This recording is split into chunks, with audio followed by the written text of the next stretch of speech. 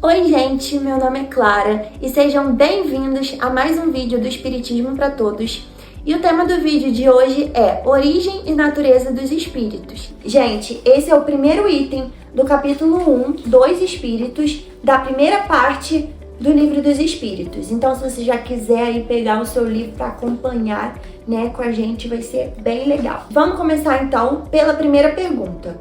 A pergunta 76, Kardec pergunta assim: que definição se pode dar dos espíritos?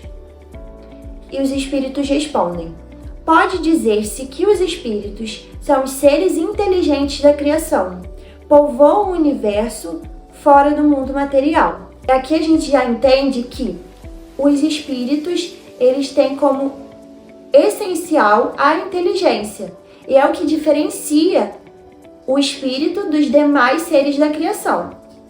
E aí Kardec ainda traz uma nota.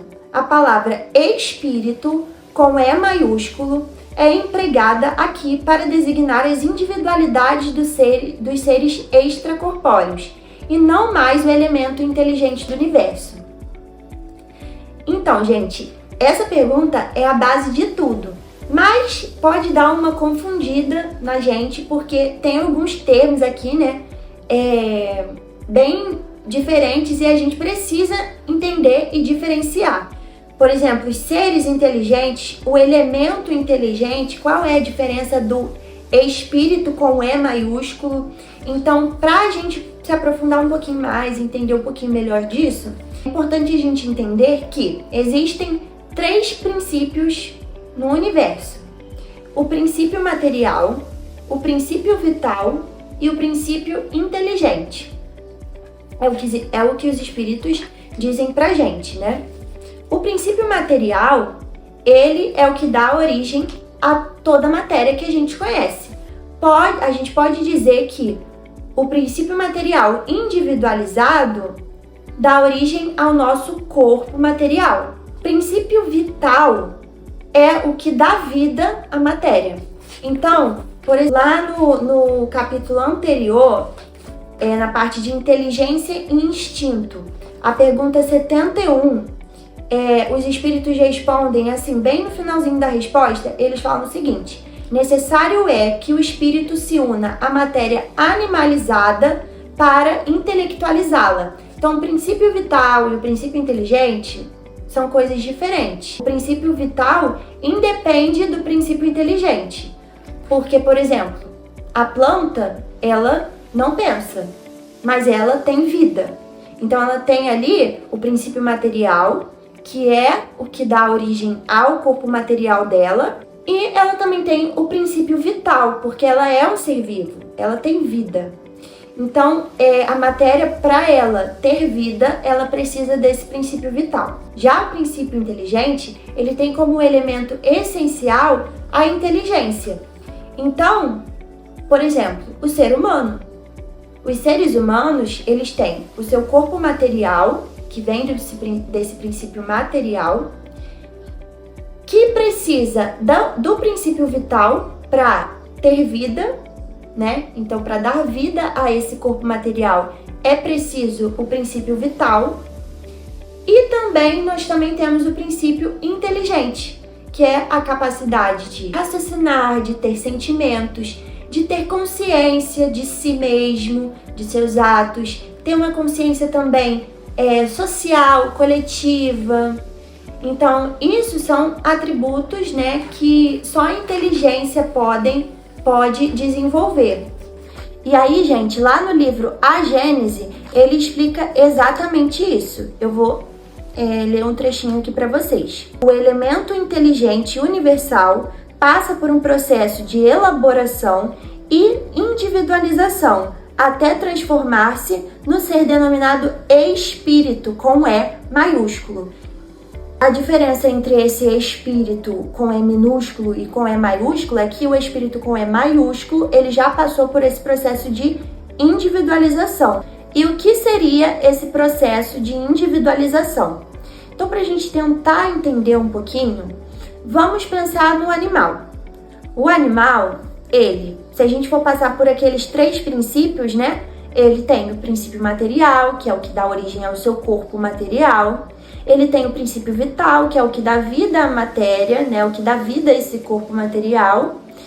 E ele não tem o princípio inteligente, porque ele não tem a capacidade de raciocinar. Porém, o animal tem o instinto. E o que fala na pergunta 73 é que o instinto é uma espécie de inteligência. Os espíritos falam isso pra gente. Então, assim, é como se fosse um início. Não chega a ser o princípio inteligente, a inteligência em si, mas é um início, né, dessa inteligência. Tem uma frase bem famosa, né, de Leon Denis, que talvez você já tenha ouvido falar, que ele fala o seguinte, essa frase é do livro O Problema do Ser, do Destino e da Dor. Na planta, a inteligência dormita. No animal, sonha. No homem, acorda, conhece-se, possui-se e torna-se consciente. Então, o que quer dizer esse processo de individualização é justamente essa passagem por todos os reinos da natureza, até chegar na inteligência em si, no princípio inteligente. E então precisa passar por esse processo, que é esse processo de individualização, para tornar-se o espírito, com E maiúsculo. E é exatamente isso também que André Luiz explica no livro de Chico Xavier, Evolução em Dois Mundos. Eu trouxe um trechinho aqui para vocês também, para a gente fechar isso. Então ele diz que, assimilando os valores múltiplos da organização, da reprodução, da memória, do instinto, da sensibilidade, da percepção e da preservação própria, penetrando assim pelas vias da inteligência mais completa e laboriosamente adquirida nas faixas inaugurais da razão. Então é depois que ele passa por todo esse processo, né, de assimilação de tudo isso, é que o espírito se torna individualizado. Então, gente, interessante isso, né? Vocês já sabiam disso? Já estudaram isso? Ou sempre tiveram dúvida nesse assunto? Gente, eu vou confessar que eu tinha muita dúvida nisso, mas esse estudo me esclareceu bastante.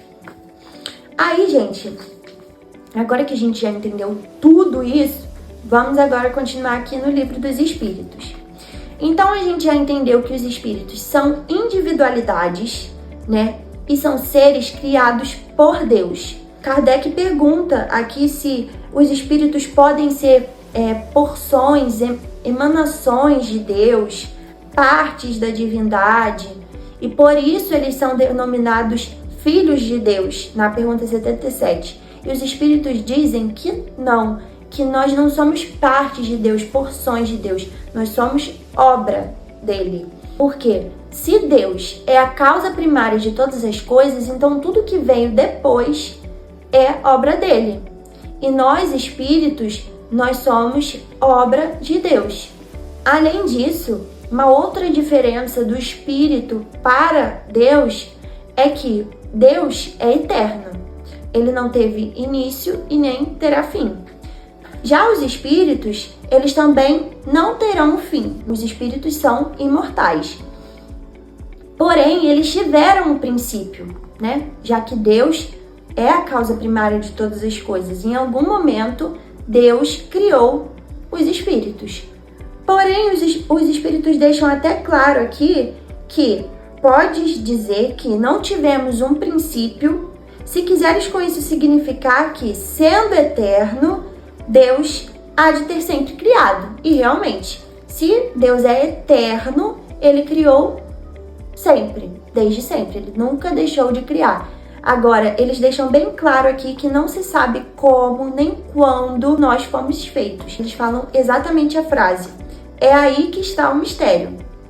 Então, certas coisas realmente não vai ter como a gente saber agora, a gente ter respostas concretas, pelo menos não agora, né? Além disso, na questão 81, Kardec também pergunta se os espíritos se formam espontaneamente ou se procedem uns dos outros. E os espíritos respondem que Deus os cria pela sua vontade, assim como ele cria tudo. E eles voltam a repetir que a origem é um mistério. Na pergunta 82, a pergunta 82 é muito interessante também, porque Kardec pergunta se pode-se considerar que os espíritos são imateriais. E dentro do que a gente estava vendo antes, né? Se existe um princípio material, um princípio inteligente, esse princípio inteligente é o espírito, se essas coisas se diferenciam, então a gente pode dizer que os espíritos são imateriais, né? Não. Os espíritos dizem que é muito difícil trazer uma definição de algo que está tão longe da gente, porque o nosso vocabulário é um vocabulário muito pobre. Então, dizer que os espíritos são imateriais não seria correto. O espírito é feito de alguma matéria, sim. Só não é a matéria que a gente conhece. Por isso eles dizem aqui que a palavra certa seria incorpóreo e não imaterial.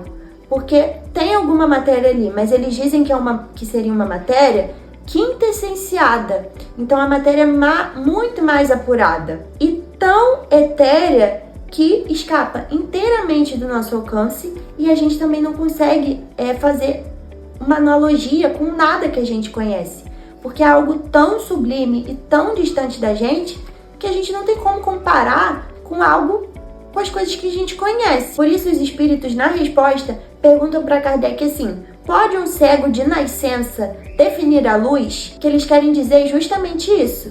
Nós somos como cegos em relação à natureza das coisas espirituais. A gente não vai conseguir trazer aqui definições perfeitas sobre. E na questão 83, que é a última questão desse item, Kardec pergunta se os espíritos têm fim. É uma pergunta até bem interessante, porque ele diz assim: é difícil conceber que alguma coisa possa não ter fim. E ele falou que entende que a criação dos espíritos é eterna e tudo, mas que se em algum momento esse elemento de que os espíritos são formados, ele vai se disseminar, né, gradativamente e voltar para algum lugar de onde saiu, algo do tipo. E os espíritos dizem assim: há muitas coisas que não compreendeis, porque tendes limitada a inteligência. E eles ainda fazem a comparação do filho para o pai. Uma criança, ela não consegue compreender tudo que para um adulto já é mais fácil, porque o adulto já vivenciou, porque o adulto já aprendeu, porque o adulto já desenvolveu a sua aprendizagem. Para ele aquilo ali já é mais fácil de entender. E nós somos considerados bebês se a gente fosse comparar a toda a evolução do espírito. A gente ainda está no planeta de provas e expiações, a gente ainda está muito apegado à matéria, a nossa inteligência é ainda muito limitada. Então por isso a gente não vai compreender com clareza as coisas sobre o mundo espiritual. Então, gente, a gente está chegando ao fim, né, do nosso vídeo. Foi um estudo bem interessante. O que vocês acharam? Deixem aí nos comentários o que vocês acharam desse estudo, quais são as opiniões de vocês também sobre. E, gente, eu acho que o que a gente pode tirar disso tudo é que é muito interessante a gente conhecer a nós mesmos, né? Porque nós somos espíritos. Então, a gente está estudando a origem e a natureza dos espíritos, a gente está conhecendo um pouquinho mais da gente. E é muito legal saber que existe toda uma evolução, porque é um longo processo até se chegar ao espírito, né? E do espírito também, quantas vivências nós já tivemos, né? Até chegar aqui no planeta de provas e expiações, nos mundos primitivos, de tantas encarnações e de tudo que a gente ainda vai viver, que a gente ainda vai aprender até se tornar um espírito perfeito. É muito legal a gente se ver nesse lugar de espírito, se desapegar um pouco da vida material e entender que nós somos muito mais, que nós fazemos parte de algo muito maior, como nós temos esse potencial enorme para chegar mais próximo a Deus, porque a gente nunca vai se tornar Deus, mas conforme a gente for evoluindo, né, e se tornando o espírito mais perfeito, mais apurado, mais a gente vai poder conhecer sobre nós mesmos e mais próximo a gente vai estar de Deus. Então, é muito bonito tudo isso, eu acho muito legal. Mas também, é claro que muitas coisas aqui ficou um pouco em aberto, né? Porque os espíritos falaram que algumas coisas são um mistério, algumas coisas a gente não vai conseguir entender agora. E, gente, a gente não precisa se frustrar por isso, porque não adianta a gente ficar martelando, insistindo em saber dessas coisas, porque assim, a gente vai ficar andando em círculos, né? E no final a gente vai ganhar o quê com isso? Querer alimentar o nosso orgulho, né? A nossa vaidade, porque o principal que a doutrina espírita traz pra gente com isso tudo é que o que a gente tem que se apegar e focar é na nossa transformação moral e em domar as nossas más tendências, né, as nossas más inclinações. Então é importante também a gente se colocar nesse lugar de que a gente não sabe tudo e a gente não vai saber tudo. E é uma maneira da gente poder exercitar a nossa fé em Deus, a nossa fé na doutrina e nos ensinamentos que ela traz pra gente. Então, gente, foi isso. Eu espero que vocês tenham gostado desse vídeo. Curta, comenta, compartilha e continuem ligados no canal porque vem muito mais por aí. Beijo, gente!